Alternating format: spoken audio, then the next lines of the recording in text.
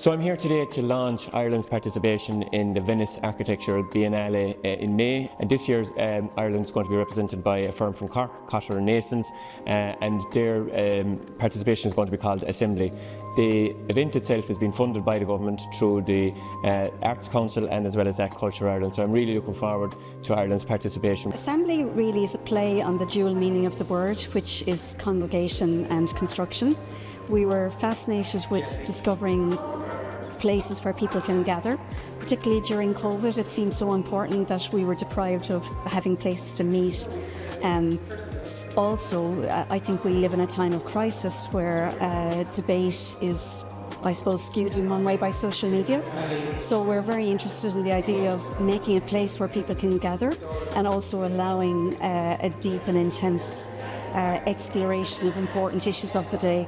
That's why we looked at the Citizens' Assembly, and the changes in society that process has wrought have been really significant.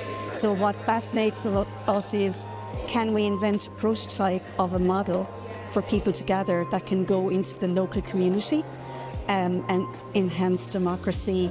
The pavilion was made to give a sense of enclosure for people, as if they were talking to one another, but at least facing one another, as opposed to like a theatre where people all face the same way. At one stage it was kind of quite posh outside and quite posh inside, but then we changed it so the outside was actually, we exposed the structure. The electronics and the speakers are all kind of exposed on the outside, so it really looks like a humming, working thing. My role is to produce a lot of the verbal content that's going to be incorporated into the sound design. So this includes curated interviews with the Citizens' Assembly people, as well as poetry, which I've produced especially for this project, which reflects on the process of making the model itself. So David will then take that and incorporate it into the immersive soundscape, and we hope that lots of people will be able to see it around Ireland then in Cork or Dublin or wherever it can end up.